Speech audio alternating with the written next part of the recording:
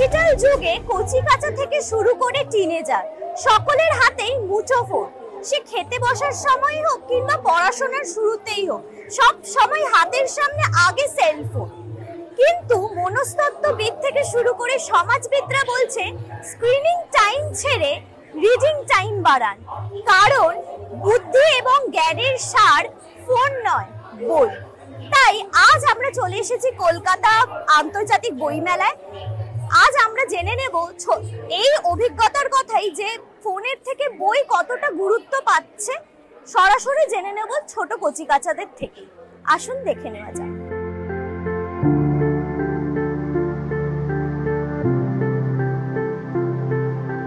এবছর কি প্রথম বছর বইমেলায় এলে? না, আমি আগাগোড়াই বইমেলাতে আসি। বই পড়তে ভালোবাসো? হ্যাঁ। মানে ফোন দেখতে বেশি ভালোবাসো না বই পড়তে? বই পড়তে। আমাকে যদি কেউ বই দেয়, আমি সারাক্ষণ সেই সময়টা বই নিয়ে কাটিয়ে দেবো। কি ধরনের বই পড়তে ভালোবাসো? এটা ডিটেকটিভ, গোয়েন্দা, মানে এরকম আর কি, কোনো কমিক্স টমিক্স এইসব আর কি। এবছর কটা বই কিনলে? এবছর আপাতত 3টে বই কিনে। বই পড়তে কতটা ভালো লাগে? অনেকটাই ভালো লাগে। কি বই পড়তে ভালো লাগে? ইংলিশ। গল্পের বই না ছড়ার বই? গল্পের। আজকে কটা বই কিনেছো?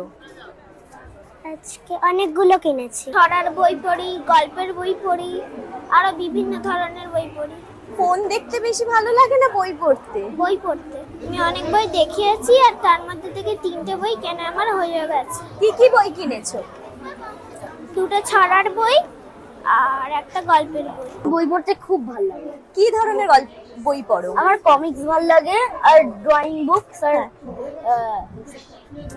Story books. ছোটদের কথাই তো শুনলাম তারা বই পড়তে বেশ ভালোই বাসছে। প্রকাশকদের পকেটও কি সেই দিকে ইঙ্গিত করছে?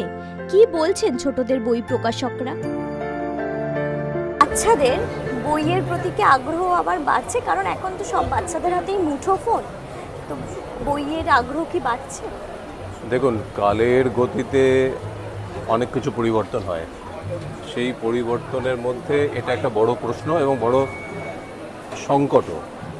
কিন্তু তারপরেও আমাদের তো প্রচেষ্টা থাকবে যে বাচ্চাদের হাতে বই তুলে দেওয়ার জন্য। বাচ্চাদের গ্রহণ করার পিছনে সবচেয়ে বড় দায়িত্ব হচ্ছে অভিভাবকদের।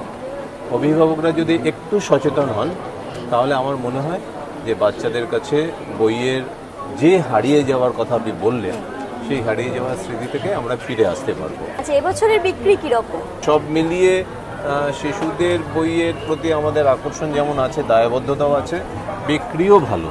এটা বাচ্চারা কি ইন্টারেস্ট দেখাচ্ছে? হ্যাঁ, বাচ্চারা ইন্টারেস্ট দেখাচ্ছে। বাচ্চারা এসে বই পড়ছে, দেখছে, নিতে চাইছেন, অভিভাবকদের দাবি করছে। হ্যাঁ, খুবই গুড সাইন। বাচ্চাদের এখন বইয়ের প্রতি চাহিদা কি বেড়েছে না কমেছে? বাচ্চাদের বই চাহিদাটা বেশি বেড়েছে, এখন আবার নতুন করে ঘুরে আসছে।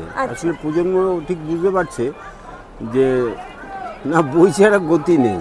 তবে হ্যাঁ, সুন্দর সুন্দর বইটা প্রকাশ করতে হয়, রঙিন বই প্রকাশ করতে হয়, ওদের মতন ভাবে বই প্রকাশ করতে হয় যে ওরা এখন কি চাইছে, কোনগুলো শেখানো যায়, সেইভাবে যদি বই বার করে যে বইয়ের তো আস্তে আস্তে ডিমান্ড আবার নতুন করে আসছে, আমি দেখতে পাচ্ছি। বর্তমানে বাচ্চাদের ফোনের বইয়ের থেকে বেশি ফোনের উপর বেশি আসক্তি, এই ব্যাপারে আপনি কি বলবেন?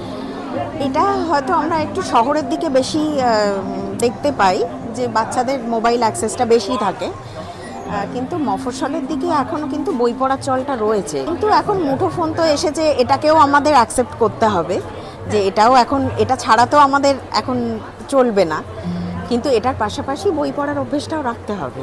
স্টলে নতুন কি চমক আছে? নতুন বলতে এই বছর আমরা হাদামোদা বাটুলটা ফিরিয়ে আনতে পেরেছি, যেটা আমাদের বিশেষ আর কি দেবসাহিত্য কুটিরের নিবেদন। আর ব্যাপারটা হচ্ছে আমরা ইংলিশে এবারে হাদামোদা বাটুল এনেছি। বাচ্চাদের ইন্টারেস্ট কতটা? বাচ্চাদের খুব ইন্টারেস্ট আছে, রেসপন্স ভালোই পাচ্ছি আমরা। আচ্ছা, খুবই ভালো রেসপন্স পাচ্ছি। আজ আমরা অনেক ঘুরেছি, প্রচুর বাচ্চাদের সঙ্গে কথা বলেছি, অনেক পাবলিশার্সদের সঙ্গে কথা বলেছি।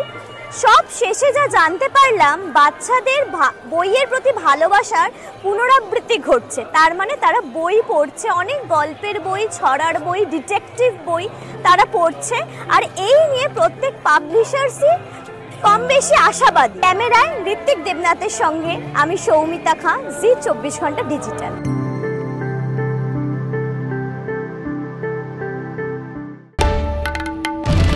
বাংলার আওয়াজ, বাঙালির আবেগ, জি 24 ঘন্টা।